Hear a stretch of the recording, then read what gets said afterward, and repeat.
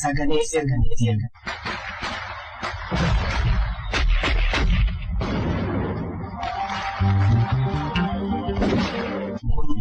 Sagalee erganiiti. Nageenya badhaadhaa dhaggeeffattoota keenyaa. Kun qophii sagalee irbuutiin. Qophii keenya har'aa keessatti qophiilee adda addaa qindeeffannee jirra. Kinaaf galuu jettee ilmoo keessattuu qareeffaan siif gala. Abaarsa maalii qabna lammii koo mimaas kunuufi malaa. Mimaaluma keenya kuni titiisarraa damma eeguu dhugaa Oromoo dhugsaay isa ormaa jala fiiguu kan darbe qoorri madaan keenya gadaannis keessaaf alaa. Akkuma kaleessaa diinni rafuu taa'ee nutti mala. Dhimma siyaasaa biyya Ashaagireen bulchuu fi dhimma siyaasaa fi qabsoo Oromoo gidduu guyyaarraa gara guyyaatti haalli jiru hundumtuu jabaachaa fi hammaachaa dhufeera. Qophii kana ilaalchisee irratti haasofnatu jennee yeroon nu ga'u. Haa ta'uuti dantaa saba ofii dursanii isa kaaniifis karaa saaquun irbuu ilmaan Oromoo hundaati. Qophii gaggabaabsinee waa hunda tuttuquuf yaallurraa waa argattuuti hanga xumuraatti nu faana tura. Kun qophii sagalee irbuuti. Irbuun gaafa shinniggaa yoomillee qalbii ilmaan Oromoo keessaa hin baatu. Xumurri qabsoo kanaa milkaa'ina irbuu shinniggaati. Darbata dollaanii eeboorra saasa caaltii irree kee jabeessi hidhannooti. Goota waliin baatee hin hafi mokkaatti gaaffii beekan dubbarra warraatti dabii dangaa gaggabachiisi biyyi keetii waree qabdu lubbuun harka rabbiiti. Woboon gaachana uummata Oromooti yennaa jennu araada qawween nama fixuu qabaannes miti. Qawwee malee jiraachuu dadhabnee fi qawwee qofaan furmaata argachuutti duuchaatti amannees miti. Qawween sammuu nu mo'ee qawween yaaduu amala godhannees miti. Ofitti amanamummaa dhabne yookaan ummati keenya of hin danda'u jennee seenaa dharaa qabaanne waan feenu qawween isa kaan irratti fe'uuf Oromoo irrattis fe'uufs miti. Nagaa jibbinees miti. Garaagarummaan warra qawwee hin hiikkannu jennee fi hiikkattan malee jedhanii waa hedduu dalaganii fi waan ta'an ta'anii gadi taa'an gidduu jiru. Qawwee hin hiikkannuun keenyaa sun waan har'aa tahaa jiru dursinee hubachuu keenyaa fi warri nu dura dhaabbatee waan har'aa akka hin taanetti itti amanu garaagarummaa nu gidduu jiru qofatu jira. Woboon osoo hiikkatee tahee fi waan Oromoon har'a itti deemaa jiru madaalaati. Waan boru itti dhufus akka hin dogoggorre of amansiisaa dubbii bitaa fi mirgaa olii fi gadi xiinxalaa. Akeekaa yeroo duratti immoo sabni biraa hidhataa jira, ijaaramaadha jira. Wal dammaqsee, wal ijaaree, wal hidhachiisee qophiitti jira. Sabni dammaqiinsarra hin jirre, ijaarsarra hin jirre, of hidhachiisutti hin jirre saba Oromoo qofaadha jechaan ture. Har'a kunoo lolli kun gara lola sanyiitti cehuutti jira. Biyyittii kana keessatti mallattooleen siviil waariin akka ka'uuf jiru agarsiisan hedduutu jira. Kuni gaafa ta'e ammoo saba Oromootu qophiin qabu waan ta'eef dhumaatiin guddaan nurratti ga'uuf deemuutti jira. Lolli kuni kan inni ta'utti jiru immoo biyyoonni kaanii yookaan sabaaf sablammoonni kaanii kan isaanii mana ofii kaa'ataniitu mana keenya keessatti taphisuun kan inni gaggeeffamaa jiru. Dhagaan darbatamu yoo mataa kee argachuu baate mana keerra, qabeenya keerra, horii keerra bu'aa jechuudha. Wanti hundi jiru Oromiyaa keessa waan ta'eef. Kanaafiyyuu naannoo keenya to'achuu nu barbaachisa. Waan gaafataa jiru beekuu nu barbaachisa. Ofii keenya waan barbaannu argachuu irratti wal taanee harka tokkoonii fuulduratti deemuu nu gaafata. kana gochuudha qabna. Sabni bal'aan bakka jiru hundumaatti walii gurmatee kana gaggeessuutu irra jiraata. Kana kan jechuu barbaadu. Abshiriyaa abbaa koo, abshiriyaa haadha koo, gabbarri ilmoo kan kee, naraasa garaa kan koo, eebbannaaf galuu jettee, yemmuu teessee gattoo, nagaan gaggeeffattee ilmoo kee, reeffa yemmuu simattoo, gamanni nagayaa gamas imimmaan bu'a, nuuf hin taane waan isaa, hin dandeenye kan darbee ni gaya, oggaayyuu lubbuu gabbariisa, okaan nuuf ta'ii hoorootiya, yookaan ormaaf ta'ii, ergaa abbaa dhabee lammii kee, atumti wabii ta'ii, atumti wabii ta'ii, atumti wabii ta'ii. Shirri Dr. Ashaagireen raawwatamuu barbaadame dhaabota siyaasaa harka laachisiisuu, woboo hiikkachiisanii jilbeenfachiisuu, paartii biltsiginnaa har'aa filannoon alatti akka isaaf ta'utti irra aansee labsatee jiraachuudha. Woboon kana beekaaf itti qophaa'ee qoricha qotuufiif komeerra of taa'ee furga'uuf qophaa'aa jira. Dhalli Oromoo hundi amma qalbeensaa qawwee hiikkachuu fi dhiisuu miti. Mirga abbaa biyyummaa kabachiisuuf muuxannoo waggaa 150 kana walitti finnee furmaatni isaa afaan qawwee fi humna qofa ta'uu baratee waliif birmachuu isaatti hedduu gammannaa. Woboon kaleessas har'as hin hiikkatu. Galmi bilisummaa walabummaa Oromiyaa haga mirkanooftu woboon qawwee isaa kaa'ee diina kaleessa riphee ture nafxanyaa har'a afaan baasee addunyaatti dubbataa jiruuf bakka hin laatu. Eenyuyyuu ta'u kana booda Oromoo irratti of goobsee hin jiraatu.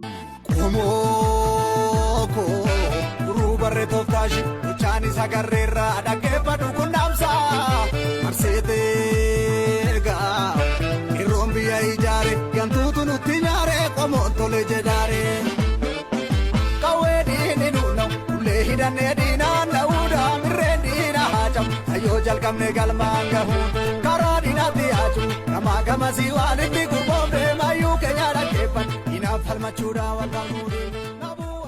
Gidduu kana shamarree miseensa waraana bilisummaa Oromoo zoonii kibbaa argannee haasofsiisnee jirra. Maree keenya boodarratti dhufnaa dhaamsa ishee kana garuu dursuu barbaanneerraa caqasaa. Waraan bilisummaa Oromoo utubuu qabdanii, waraan bilisummaa Oromoo ijaaruu qabdanii, harna keenyaaf mootummaa sirna namnyaataa uummata Oromoo kaduri caalaa barbade Oromummaaf Oromoo balleessuuf jajjabaachuu jira. Nafxanyaan qawwee bitachuu jirti. Isan ammoo waraan bilisummaa Oromoo bira dhaabbatanii uummanni keenya waan nafxanyaan itti jirtirraa dammaqee achi waraan bilisummaa Oromootu kan biyyeessa kiggaalaallee dhaaba yeroo narraa yeroo waraan bilisummaa Oromoo bira dhaabbatanii qabsoo fi xambaafachuuf mirga abbaa biyyummaa ofii gonfachuuf hojjechuu qabanii. Kanaaf uummati keenya kanirraa dammaqee woboo bira dhaabbatee woboon qawwee fi rasaasa feesisaa diinaan loluuf kanaaf rasaasa qawwee waan danda'uun yaadan qabsoo kan deeggaree waraan isaa cina dhaabbatee akka inni jajjabaa uummata Oromootiif dhaama.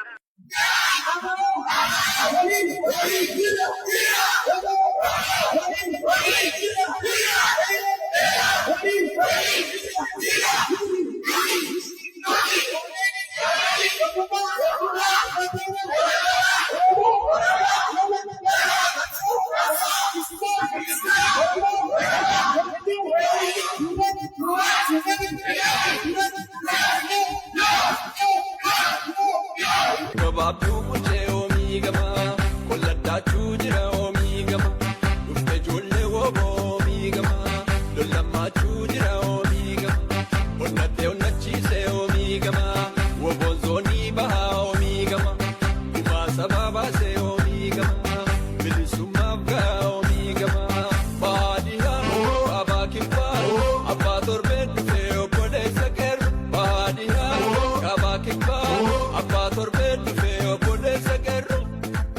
Ilmaan Oromoo addatti qeerroo fi qarreen Oromoon woboon gaachana keenya jedhanii mootummaa Ashaagireetti ifatti itti himaa jiru. Waliin hiriirraa jechaanii jiru.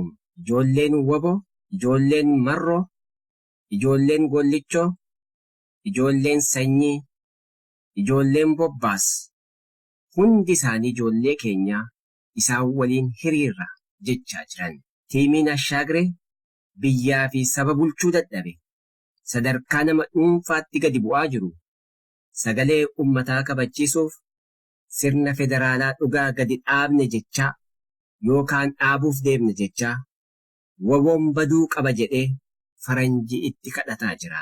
Garaagarummaan ummata Oromoo fi mootummaa gidduu jiru haalaan bal'atee sadarkaa walitti deebi'uu hin dandeenyerra ga'eeraa jechuudha. Faranjii woboo rukuchiisee faranjiin akka garaa itti jabaattee murtee irratti dabarsituu ta'ee jedhee biyyoota ollaa wajjin mari'atee shira xaxeera. Shirri sun hundumtuu hongaa'ee dabreera. Mardoo lammaffaa Abiyyiif dhihaatee jira. Hawaasi biyya alaa woboon furtuu qabsoo keenyaati jedhee gargaarsa 1, 2 jedhee fuullee jalqabuu isaati. Gargaarsi kun woboo hanga xumuraatti injifannoon akka dhaabbatuuf akka milkaa'uuf kan gargaarudha. Sadarkaa addunyaatti dhiyeenya kana Koreen Taask Foors woboof dhaabbatee jiraachuu hundatu qalbiitii qaba. Gargaarsa barbaachisu gochuuf, sagalee woboo ol kaasisuuf, gargaarsa hawaasa Oromoo qindeessee itti roobsuuf hojiisaa tokko jedhee jalqabee Koreen Taask Foors kun baatii sadaasaa kana woboodhaaf gumaacha ol aanaa walitti qabee jira. Kan biyyeessa kiggaalaalleedhaaf dhaaba yeroo narraa yeroo raambiisummaa Oromoo bira dhaabbatanii qabsoo ofii fi xambaafachuuf mirga abbaa biyyummaa ofii gonfachuuf hojjechuu qabanii. Kanaaf uummatni kanirraa dammaqee woboo bira dhaabbatee woboon qawwee fi rasaasa feesisaa diinaan loluuf kanaaf rasaasa qawwee waan danda'uun yaadan qabsoo kan deeggaree waraan isaa cina dhaabbatee akka inni jajjabaatu uummata Oromootiif dhaama. Karaa Arizoonaa $3,885. Karaa Minisootaa $1,300. Karaa Waashingtan DC $3,860. Karaa Noorweey $2,000. Karaa Awustiraaliyaa $1,500. Waliigala $12,545 Koree Taask Foorsiif galii ega godhamee booda gaafa 3/23/2019 chaaptaroonni haaraan 2 maree gaggeessanii irra deebiidhaan Minisootaan dabalataan $5,000, Kaalgaariin $10,000, waliigal $27,545 woboof battalatti gumaachameera.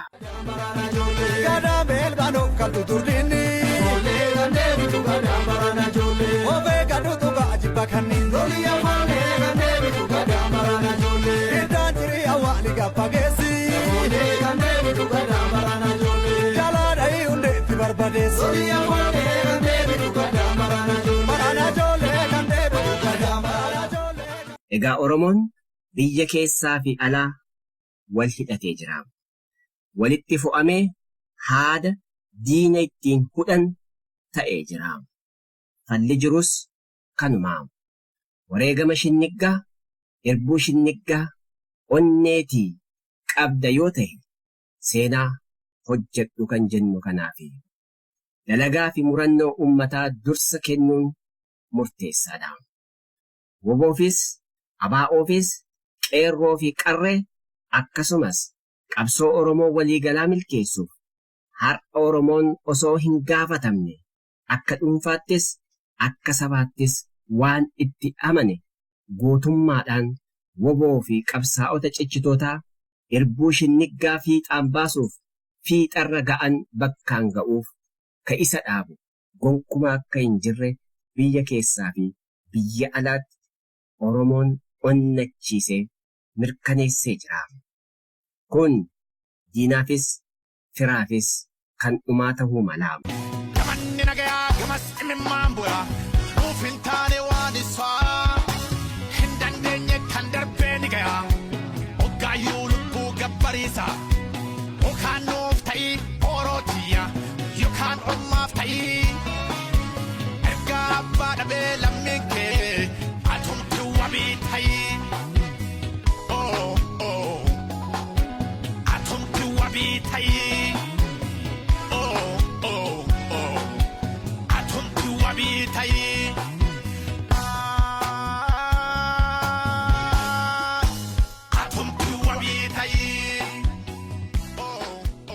Dhaggeeffattoota keenya shamarree miseensa woboo godina kibbaa kan isheen dubbatte haga tokko qophii keenya jalqabarra isin dhageessifneerra. Bakka shamarreen qeerroo kalee woboo har'aa taatee jirtuu fi tokkoon ilmaan Oromoo bakka jirru of yaadaa of gaafadhaa. Nuti maallaqa itti himnaa. Isheen lubbuu nuu kennuu nutti himti. Gatii isaa madaalaa keessan mo'aa. Ka isheef of kennu gootadha. Ka isheen lubbuu nuu kenniteef nuti bishaan tolaa, uffata tolaa, midhaan kanneen kana fakkaatan gochuufiin itti baay'ata yoo jette ta'e of ajjeesii duuteettaa. Qabeenyaati horattu, waltajjii irratti bookkistu, bileenara taatu, hangamuu ani nama haqaati ofiin jettu, ummataafan dhaabbadhe jettee guyyuu lallabdu, shamarree tana lubbuu siif kennite gonkumaa waliin gittu. Madaalaafuu of hin dhiyeessitu. Dhalli Oromoo woboo lubbuu isaa kennee jiru. Qeerroo fi qarree lubbuu isaanii kennanii jiran. Cichitoota qabsoo Oromoo hundeessanii haga har'aatti qabsoo kana gaggeessaa jiraniif waan qabnu hundumaan bira dhaabbachuun kan yeroo kamirrayyuu caalaa yeroo murteessaarra geenyee jirra. Murteen keenya murtee guutoo fi irbuu shinniggaa akka ta'u shakkii hin qabnu.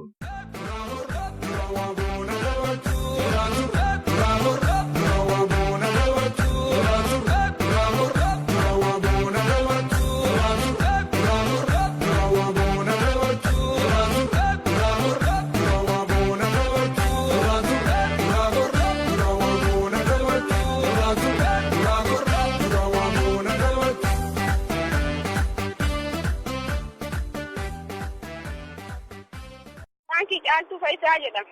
Uummata Oromoo kaartii nafxanyaan qabatee qabsoo bilisummaa Oromoo duubatti duraasiisuu fi sochii godhuu jirrullee faan dhaabbannaa jennee akka waraana bilisummaa Oromoo saamilee guddaa qabna. Wareegama barbaachisu kaffallee uummata keenya akka inni bilisummaa fi walabummaa isaa gonfatu bir dhaabbannee fiixan geennaa jenna. Mee ammatti gaa shamarran keessaa kan waraana bilisummaa miseensa waraana bilisummaa Oromooti. Mee shamarran Oromoodhaan maal jetta? Shamarran Oromootiin wanni an jedhu saalii qabsoo hin daangessu. Shamarran isa kun dhiiraa gabroomanii dhiira tokko qabnaa uummata Oromoo jechuun shamarran illee keessatti argamanii. Kanaaf akka shamarran bilisummaa waraana bilisummaa Oromoo tonniyaan isanii dhaamu qabsoo uummata Oromoo jajjabinaan irratti hirmaachuu qabdanii. Qabsoo hidhannoollee ta'e bakkuma dandeessanitti uummata Oromootiif jecha qabsaa'uu qabdanii. Qeerroo fi qarreedhaaf maal dhaamta? Qeerroo qarreellee finciltuu murgabrummaa harree galchanii jirtan kan akka jajjabeessitanii akka gaaffiin uummata keenyaa deebisuuf wareegama qaqaalii kaffaluu jirtan osoo duubatti hin deebiinuu borillee akka ittiin jajjabaatanii akka gaaffiin kennuuf deebituutti itti jajjabaatan isaniin jedhaa waraan bilisummaa Oromoo faan dhaabbatanii. Warra diina waliin hiriiree jiruun waan jettu qabdaa? Warra diina waliin hiriiree jiruu fi diinni boru biyyi biraa qaba. Biyyi biraatti yoo Oromoon bilisoomtu nurraa galuu danda'a. Isan garuu qaama Oromoo taatanii Oromoo keessaaf dhalattanii warri diina waliin hiriirtan isan hin baaftu. Sab keessan guldeebiyaa. Fedhii ta'uu uummata keessanii guldeebiyaa. Diin jalaa deebiyaa uummata guldeebiyaa jedha. Mee faaruu oma tokko qabdaa waanuma beektu waanuma woboo faarsu. Eeyya. Mee jedhe. Booni woboo addaan du'aa mukatte bilisummaa kee gonfachuudha jettee dirree akaarra jirta ittuufi ammallee daandii akaarra jirta ittuufi ammallee jedhaan jaallan kiyya. Haa ta'u fayyaa ta'e egaa uummata Oromoo walii galaan dhaamsa dabarsiisa. Dhaamsi ani uummata Oromoo maraaf dabarsu waraan bilisummaa Oromoo utubuu qabdanii waraan bilisummaa Oromoo ijaaruu qabdanii arna feenyaaf mootummaa sirna nam nyaataa uummata Oromoo ka duri caalaa barbade Oromummaaf Oromoo balleessuuf jajjabaachuu jira nafxanyaan qawwee bitachuu jirti isan ammoo waraan bilisummaa Oromoo bir dhaabbatanii uummanni keenya waan arna feenyaan itti jirtu irraa dammaqee akkinni waraan bilisummaa Oromootu kan biheessatiif gaalaallee dhaamsi dhaaba yeroo narraa yeroo waraan bilisummaa Oromoo bir dhaabbatanii qabsoo ofii fi xambaafachuuf mirga abbaa biyyummaa ofii gonfachuuf hojjechuu qabanii kanaaf uummati keenya kan irraa dammaqee oboo bir dhaabbatee woboon qawwee fi rasaasa feetisaa diinaan loluuf kanaaf rasaasa qawwee waan danda'uun yaadan qabsoo kan deeggaree waraan isaa cina dhaabbatee akka inni jajjabaatu uummata Oromootiif dhaaba. Maaliif hidhannee maaliif siikkanna humna keenya facaafnee humneenyu abdanna kaayyoon kalee baaneef yoomni galma geesse gaaffiin qawwee kaafneef yoom deebii argatte kanaaf yaadina itti yaadayna woboon hin hiikkatu gaachana shakkina kanaaf yaadina itti yaadayna woboon hin hiikkatu gonkuman shakkina haadhu fuudhillee leenca daggalaa hiikkachiisu woboo abaa'oo hiikkachiisu gaachana Oromoo hiikkachiisu kormi irraa tumnaan duulu qawwee san qawwee keenya tuulu.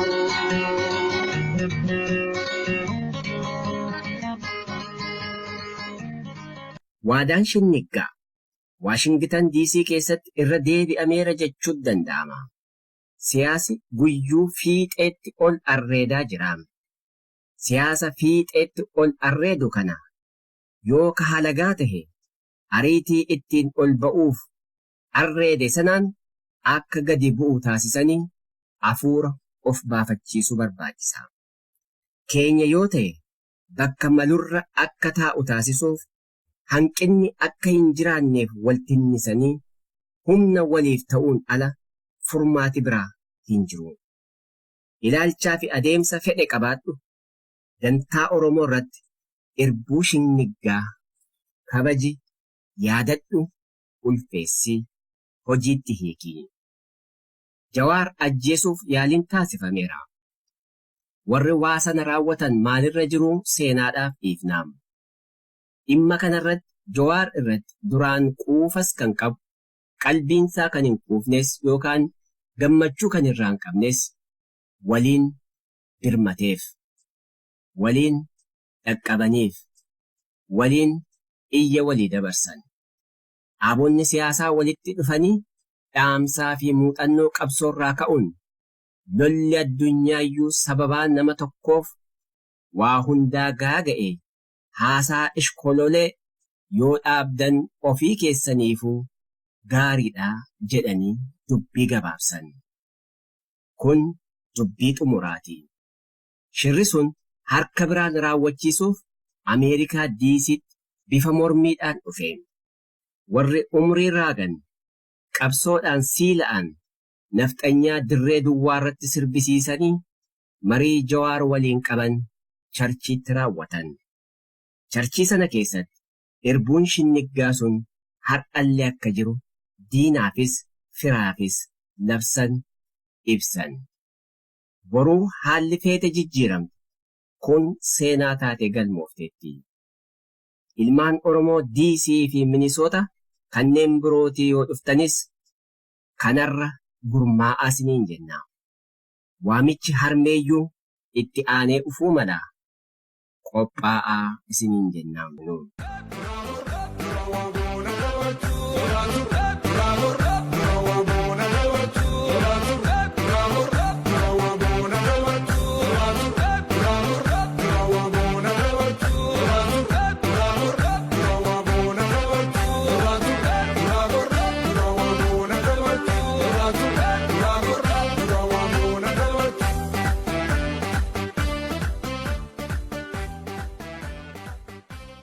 nafxanyaa gadi badii qeerroo murtee addunyaatti nuuf haa dhiyaatu jettee munaafideen.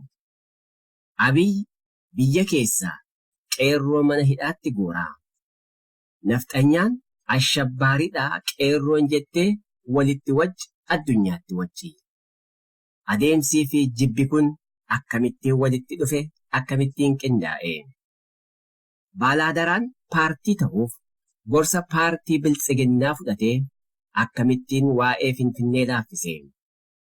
Dubbii Finfinnee miti Oromiyaayyuu harkaa baafnaa calluu jedhii kottu nutti makamii waliin jedhanii laata. Abbaan fedhe ka'e. Ameerikaan ebaluu ashabbaarii naaf jedhii galmeessi yoo ta'e dubbiin. Ameerikaanis biyyoonni boombiin hanga sana tumarin ummata fixan sun iyyannoo nama muraasaan yookaan dhuunfaaf raawwatamaa jiraatee jechuudha. Kun yakka maqaa addunyaadhaan nama dhuunfaaf biyya reebaa jiraatanii jechuudha. Humni tikaa Abiy Jawaariin ajjeesuuf yaalii godhe. Nafxanyaan amma Jawaar yiggadal jechaa jirti. Kun akkamittiin wal sime. Faannoo kan jedhamu masgiida gubuun biltsiginnaa ta'e qeerroon mana hidhaatii gadi nama baasuu fi jijjiirama fiduun akkamittiin ashabbaarisa jechisiisa. Warri qeerroon ashabbaarii jedhame murtaa'uu qaba jettan dubbii fixattanii jirtan Oromoo wajjin. Ragaas walitti hin barbaannu. Baratu walitti nu fidaa. Kun araaras hin qabu isiniin jennaam. Kawwee diinni nuunau ulee hidhannee diinaan dha'uudhaa mirreen diina haajam tayyoo jalqabne galmaan gahuun karaa diinaatti haaju gamaa gamasii waan itti gurboofne mayyuu keenya dhaggeeffan diinaaf falmachuudhaan wal galmuudhiin nabuu waan dandeenyu intaltoonni hooggansa siyaasaa qotee bulaan callaadha ilaashii bitaa nu hidhachiisa jette qeerrooni qabii qabii qabii qabii qabii qabii.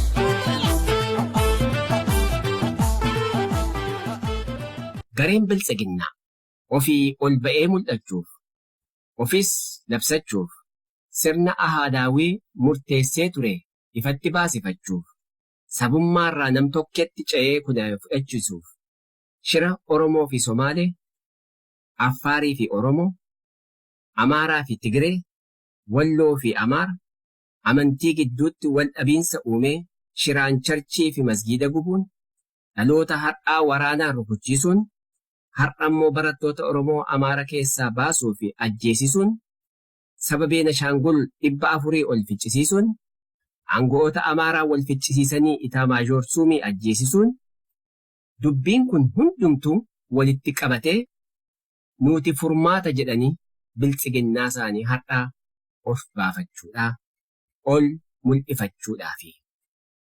Shira kana hundumaa duubaan eenyutu jira? Nafxanyaadhaan Oromoo irratti shira kana kan hojjetu har'a ifatti mirkanaa'aa kan jiru humna tikaa mootummaati.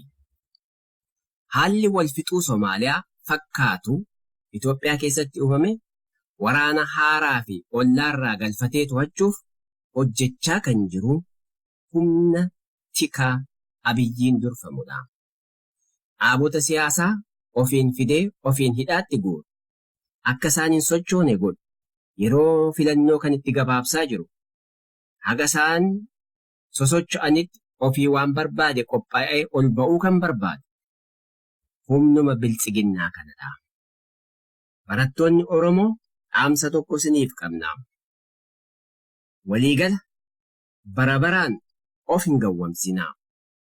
Araaraa fi dhiphuudhaan of hin gaadi'inaa. Woboo cinaa hiriiraati furmaata waaraa ofiifis saba keessaniifis Oromiyaafis tolchaa nyaadhaa. Isatu mi'aawaa isiniin jennaa. Dhaggeeffattoota keenya qophii har'aa xumurree jirra. Torbee kan biroo walitti deebinaa. Nagaan nu turaa.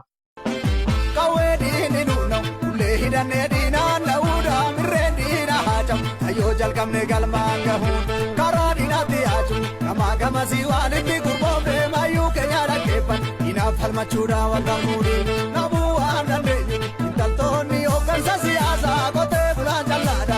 kaashii bitaan miidhagsiisa jette qeerroon qabii qabii.